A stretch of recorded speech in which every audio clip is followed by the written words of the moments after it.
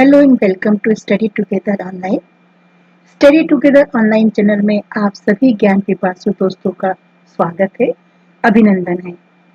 आज हम आपके साथ उपस्थित हैं इस सप्ताह का रोजगार और निर्माण लेकर के।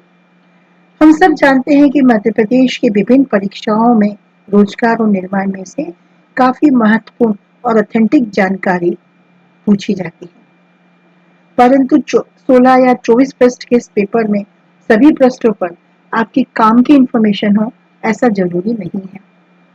इसीलिए इस वीडियो में हम इस पूरे पेपर में आपके काम की इंफॉर्मेशन को निकालकर शेयर करेंगे, एनालिसिस करेंगे, सो दैट आपका टाइम बच सके। हमारे जो भी जॉब सीकर साथी हैं जो एमपीपीएससी या एमपी की कोई भी परीक्षा दे रहे हैं, उन्हें इस पेपर को बेस बनाकर अपनी तैयारी करनी चाहिए। फ्रेंड्स, इस चैनल का उद्देश्य आपके ज्ञान में वृद्धि करना है। इस चैनल में हम आपको मध्य प्रदेश, भारत और अंतरराष्ट्रीय लेवल की सभी करंट जनरल नॉलेज को शेयर करने का प्रयास करेंगे, सो दैट आपकी नॉलेज इन्हांस हो सके और आप मेंस में अच्छे नए आंकड़ों के साथ अच्छे आंसर लिख पाए। हमारे इस वीडियो का उद्देश्य छात्रों को मध्य प्रदेश के बारे में नवीनतम जानकारी उपलब्ध करवाना है। ये पूर्णतः शैक्षणिक पर्पस वाला वीडियो है, इसका कोई व्यावसायिक उद्देश्य नहीं है। ये वीडियो आपके लिए काफी इंफॉर्मेटिव रहने वाला है, इसलिए आखिरी समय तक हमारे साथ बने रहिए। वीडियो स्टार्ट करने के पहले अगर आप इस चैनल पर नए हैं तो कृपया इस चैनल को सब्सक्राइब कीजिएगा, बेल आइकन का बटन दबाइएगा, सो दैट जो भी नए वीडियो में बनाऊं वो आपको आप तक उनका मैसेज पहुंच जाए। अगर वीडियो पसंद आए तो लाइक जरूर कीजिएगा और अपने फीडबैक से हमें बताइएगा, ताकि हम और नए नए सब्जेक्ट पर आपके लिए इंफॉर्मेटिव वीडियो ला सकें। हाँ, इस वीडियो को अपने फ्रेंड्स के साथ शेयर करना भी ना भूलिएगा, क्योंकि हो सकता है ये वीडियो उनके भी काम का हो। सो गेट रेडी। हमेशा की तरह इस एपिसोड में भी सबसे पहले मध्य प्रदेश से जुड़ी न्यूज पर हम नजर डालेंगे, फिर देश की इम्पोर्टेंट खबरों के ऊपर हम अपनी नजर दौड़ाएंगे। So let us start it. इस बार की पहली खबर जो है वो यूनेस्को की विश्व धरोहर स्थल की संभावित सूची में हमारे मध्य प्रदेश के दो धरोहरों को, जो सतपुड़ा टाइगर रिजर्व है उसको और जबलपुर के भेड़ाघाट लम्हेटा घाट को यूनेस्को की विश्व धरोहर सूची में संभावित सूची में शामिल किया गया है। इनके शामिल करने से हमारे पर्यटन को काफी विशेष योगदान रहेगा, पर्यटन को काफी प्रोत्साहन मिलेगा, ऐसी संभावना है। हम आपको जानकारी के लिए बता दें कि अभी हमारे पर्यटन के प्रमुख सचिव हैं श्री शिवशेखर शुक्ला जी, और मध्य प्रदेश में संभावित स्थलों की पहचान और उनकी विशेषताओं के आधार पर उत्कृष्ट स्थलों के चयन का काम देहरादून स्थित WII कैटेगरी 2 सेंटर को सौंपी थी। ठीक है, ये दोनों चीजें आपको याद रखनी है, ये दोनों चीजें परीक्षा की दृष्टि से काफी इंपॉर्टेंट है। नेक्स्ट खबर के ऊपर नजर डालते हैं। फिलहाल कोविड का ही प्रकोप पूरे प्रदेश में चल रहा है और कोविड से रिलेटेड कई सारी राहत की योजनाएं मध्य प्रदेश सरकार घोषित कर रही है, सो दैट लोगों को राहत मिल सके, लोगों को थोड़ी सी शांति मिल सके, लोगों को प्रोत्साहन मिल सके। इसी में एक योजना शुरू की है मध्य प्रदेश सरकार ने, मुख्यमंत्री कोविड-19 अनुकंपा नियुक्ति योजना। अनुकंपा नियुक्ति वैसे तो जो भी गवर्नमेंट सर्वेंट अपनी सेवा में रहते हुए एक्सपायर हो जाते हैं उनके बच्चों को दी जाती है, लेकिन ये थोड़ी सी अलग स्कीम है जिसमें कि किसको इसको शामिल किया गया है, इसको देखिएगा। समस्त नियमित स्थायी कर्मी, ये तो पहले भी रहते थे, कार्यभारित और आकस्मिकता नीति से वेतन पाने वाले, दैनिक वेतनभोगी, तदर्थ संहिता कलेक्टर दल और आउटसोर्स के रूप में कार्यरत, मतलब जितने भी तरह के शासकीय सेवक हैं उन सब के ऊपर ये स्कीम लागू हो रही है। और इस स्कीम के तहत विशेष बात यह है कि जिस पद पर जो एक्सपायर हुआ व्यक्ति है वो था, उसी पद पर उसके परिवार के सदस्यों को नियुक्ति दी जाएगी। ये बहुत बड़ा चेंज है जिसे कि आपको याद रखना है। और ये सारी नियुक्ति के दिनांक जो है, ये इस योजना की कार्यावधि रहेगी 1 मार्च 2021 से 30 जून 2021 तक, मतलब इस समय के बीच में जो भी गवर्नमेंट सर्वेंट एक्सपायर हुए होंगे उनकी फैमिली को ये स्कीम का लाभ मिल सकेगा। दूसरी योजना एक और लागू की मध्य प्रदेश सरकार ने, मुख्यमंत्री कोविड-19 विशेष अनुग्रह योजना। इस अनुग्रह योजना के तहत जितने अभी हमने गवर्नमेंट सर्वेंट के आपको टाइप्स दिखाए थे, उन सभी के परिवार को आर्थिक सहायता के रूप में 5 लाख रुपए की अनुदान राशि, अनुग्रह राशि प्रदान की जाएगी, सो दैट उनके परिवार को एकदम सपोर्ट मिल सके, सहारा मिल सके। ये योजना भी 30 मार्च 2021 से 31 जुलाई 2021 तक लागू रहेगी। तो इन दोनों योजनाओं की लागू होने की तिथि और कब तक जारी रहेगी, ये दोनों चीजें आपको याद रखनी है। और गवर्नमेंट सर्वेंट के कितने प्रकार होते हैं ये भी आपको याद रखना है। याद रखने वाली बात ये भी कि ये दोनों योजनाएं समस्त प्रकार के गवर्नमेंट सर्वेंट जो मध्य प्रदेश शासन के किसी भी रूप में सेवा कर रहे हैं, उन सबके ऊपर ये स्कीम लागू होती है। कोरोना से राहत देने के लिए वास्तव में ये दोनों स्कीम्स महत्वपूर्ण है, और आपको मेंस की एग्जाम की तैयारी करने के लिए इन दोनों स्कीम की डिटेल के बारे में आपको पढ़ना चाहिए, ऐसा मेरा सुझाव है। नेक्स्ट हम आते हैं मध्य प्रदेश से संबंधित सारी खबरें हमने पढ़ ली है। इस बार के न्यूज़पेपर में कुछ भी ऐसा खास नहीं है जो हम एनालिसिस करें। तो हम फिर से आते हैं प्रश्न क्रमांक 2 पर, जहां पर कि इस वीक से संबंधित मुख्य खबरें रोजगार और निर्माण की संपादकीय टीम काफी मेहनत के साथ प्रोड्यूस करती है, काफी ऑथेंटिसिटी के साथ प्रोड्यूस करती है। उन्हीं में से कुछ खबरों के बारे में हम बातचीत करेंगे। पहली खबर है, संयुक्त राष्ट्र ने ब्रिटिश राजनयिक मार्टिन ग्रिफिथ्स को संयुक्त राष्ट्र की मानवीय मामलों की एजेंसी का प्रमुख नियुक्त किया है। यह आपको याद रखना है, संयुक्त राष्ट्र की मानवीय मामलों की एजेंसी का प्रमुख नियुक्त किया है। और संयुक्त राष्ट्र के महासचिव कौन है? Antonio Guterres. एंटोनियो गुटरेस, ये नाम आपको याद रखने हैं। किसको नियुक्त किया है? ब्रिटिश राजनयिक मार्टिन ग्रिफिथ्स को संयुक्त राष्ट्र की मानवीय मामलों की एजेंसी का प्रमुख नियुक्त किया है। ये ऑब्जेक्टिव टाइप के हिसाब से काफी इंपॉर्टेंट क्वेश्चन है। मैंने पहले भी आप लोगों से आग्रह किया है कि आप कॉपी पेन लेकर के बैठा करें, सो दैट आप इंपॉर्टेंट खबरों को नोट भी करते जाएं, जिससे आपके नोट्स साथ के साथ में तैयार हो जाए। ये खबर ऑब्जेक्टिव टाइप के क्वेश्चन के हिसाब से महत्वपूर्ण, से नोट कीजिएगा। दूसरी खबर है हमारे घरेलू जो वैक्सीन है कोवैक्सीन से संबंधित है। इसके बारे में बताया गया है कि जो कोवैक्सीन है कोरोना वायरस के जो नया स्ट्रेन अभी चल रहा है उसके ऊपर भी काफी कारगर है, उसके ऊपर भी ये वैक्सीन इफेक्टिव है। कोवैक्सीन बनाने वाली कंपनी का नाम पहले भी आपको कई बार बता चुके हैं, ये नाम है भारत बायोटेक। नाम आपको याद रखना चाहिए। इसने भारत बायोटेक ने बताया कि नेशनल इंस्टीट्यूट ऑफ वायरोलॉजी और भारतीय आयुर्विज्ञान अनुसंधान परिषद ने एक शोध किया था, रिसर्च स्टडी की थी, और उस रिसर्च स्टडी में पता चला कि कोरोना के नए स्ट्रेन B1.617 और B1.17 के खिलाफ ये असरदार साबित हुई है। इससे ये साबित होता है कि जो हमारा वैक्सीन है कोरोना के हर वेरिएंट के खिलाफ प्रभावी है। अगली खबर फिर से भारतीय अंतरिक्ष अनुसंधान संगठन, भारत के जो इसरो है उसके बारे में है। इसरो ने विक्रम साराभाई अंतरिक्ष केंद्र द्वारा विकसित पोर्टेबल ऑक्सीजन कंसंट्रेट की तकनीकी साझा करने की घोषणा की है। इसरो ने बताया कि विक्रम साराभाई अंतरिक्ष केंद्र ने मेडिकल ऑक्सीजन कंसंट्रेटर श्वास विकसित किया। ये नाम आपको याद रखना है, श्वास नाम का ऑक्सीजन कंसंट्रेटर विकसित किया है। किसने किया है? इसरो का जो केंद्र है विक्रम साराभाई अंतरिक्ष केंद्र, इसने विकसित किया है। इसमें ये क्या करता है, श्वास जो कंसंट्रेट है वो क्या करता है, मरीजों को हवा में मौजूद ऑक्सीजन से बेहतर 95% से ज्यादा ऑक्सीजन की आपूर्ति प्रदान करता है। हम सब जानते हैं कि अगर हमारे शरीर में ऑक्सीजन की मात्रा 90% से कम हो जाती है तो हमें बाहर से ऑक्सीजन लेने की जरूरत पड़ती है, मशीनों के थ्रू ऑक्सीजन लेने की जरूरत पड़ती है, जिसमें कॉन्सेंट्रेट एक महत्वपूर्ण इक्विपमेंट के रूप में काम आता है। ये कॉन्सेंट्रेट क्या करता है, प्रेशर स्विंग एडॉप्शन के जरिए हवा में मौजूद नाइट्रोजन को अलग करके ऑक्सीजन की मात्रा को बढ़ाता है, सो दैट ऑक्सीजन की एफिशिएंसी बढ़ सके। नेक्स्ट खबर है भारत के लिए गौरव वाली खबर है। भारतीय शांति रक्षक को मरणोपरांत यूएन में सम्मानित किया गया है। शांति रक्षक का नाम है कॉर्पोरल युवराज सिंह। कॉर्पोरल युवराज सिंह 1 जनवरी से 31 दिसंबर 2020 के बीच ड्यूटी में रहते हुए कोविड-19 और संबंधित परिस्थिति के कारण जान गंवाने वाले कर्मियों में से एक है। ये पुरस्कार, ये सम्मान उन्हें मरणोपरांत दिया गया है। फिर से यहाँ पर हमको संयुक्त राष्ट्र के महासचिव एंटोनियो गुटेरेस का नाम याद रखना है।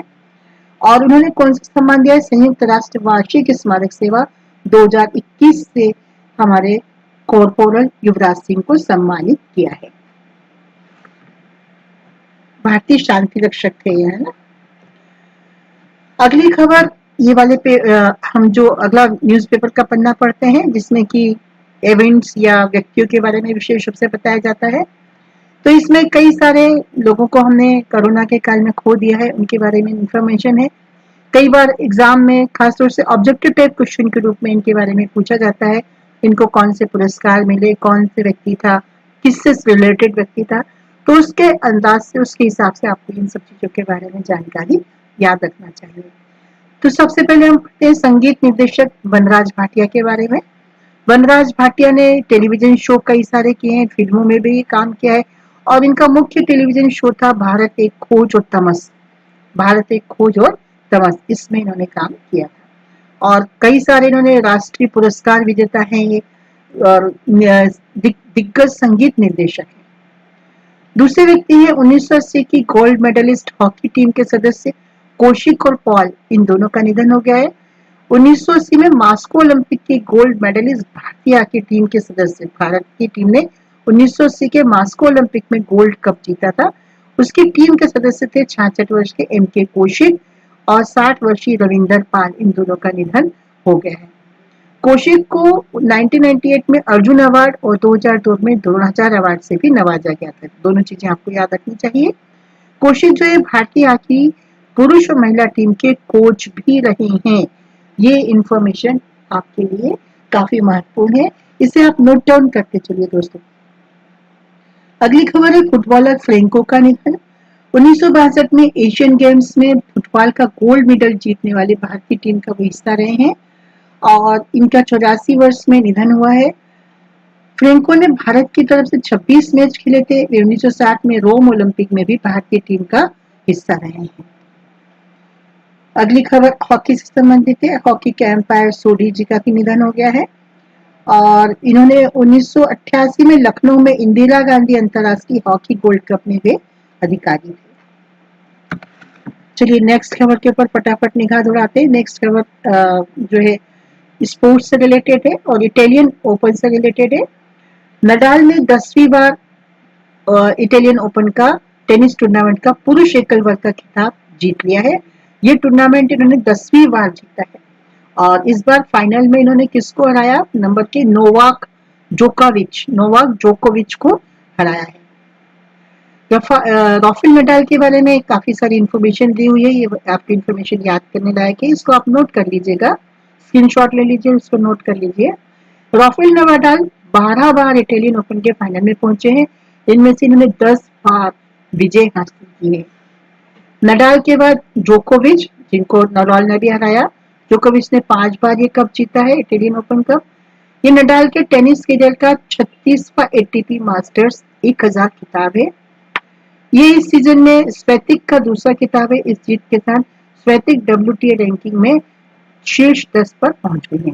मतलब महिला वर्ग में जो स्वेतिक है, जो चैंपियन बनी हुई है, उनके बारे में इंफॉर्मेशन है। ये इनका दूसरा खिताब है और इस जीत के साथ वो शीर्ष रैंकिंग में 10वें स्थान पर पहुंच गई है। ये जो है पोलैंड की युवा खिलाड़ी, पोलैंड की खिलाड़ी है। इन्होंने इटालियन ओपन महिला कप अपने नाम कर लिया है। तो दोनों के नाम आपको याद रखने हैं, राफेल नडाल पुरुष ओपन के लिए और स्वेतिक जो है महिला ओपन के लिए। राफेल नडाल पुरुष के लिए और स्वेतिक महिला के लिए। नेक्स्ट खबर है, ये खबर भी स्पोर्ट्स से संबंधित है। आउटडोर चैंपियनशिप में तेजस्विनी ने जीता स्वर्ण पदक। भारत के ऊंची कूद खिलाड़ी तेजस्विनी शंकर ने अमेरिका में आयोजित big 12 outdoor track and field championship में स्वर्ण पदक जीत लिया है। फिर एक खबर है आयरलैंड से। मिक्स्ड मार्शल आर्ट्स खिलाड़ी कोनोर मैग्रेगोर ने विश्व के सबसे अमीर खिलाड़ी बन गए हैं। ये घोषणा की फोर्ब्स पत्रिका ने वर्ष 2020-21 के लिए सबसे ज्यादा कमाई करने वाले खिलाड़ियों की सूची जारी की थी। इसमें इनका नाम पहले पायदान पर है। इस सूची में दूसरे स्थान पर है क्रिस्टियानो रोनाल्डो और तीसरे स्थान पर नहीं क्रिस्टियानो रोनाल्डो तीसरे स्थान पे है और लियोनेल मेसी दूसरे स्थान पे। सॉरी, अगली खबर है भारतीय महिला क्रिकेट टीम से रिलेटेड और रमेश पवार को भारतीय महिला क्रिकेट टीम का मुख्य कोच के रूप में नियुक्त किया गया है। उनसे रिलेटेड अभी वर्तमान में जो कोच थे उनका नाम है WV रमन। पवार उनका स्थान लेंगे। पवार इसके पहले भी महिला क्रिकेट टीम के कोच रह चुके हैं। उन्हें वर्ष 2018 में 20 विश्व कप के बाद इस पद से हटाया गया। कोविन पोर्टल के बारे में एक खबर है। कोविन पोर्टल आप जानते हैं कि कोविन से रिलेटेड काफी सारी इंफॉर्मेशन, टीकाकरण से रिलेटेड इंफॉर्मेशन देता है। टीकाकरण के लिए रजिस्ट्रेशन भी कराता है।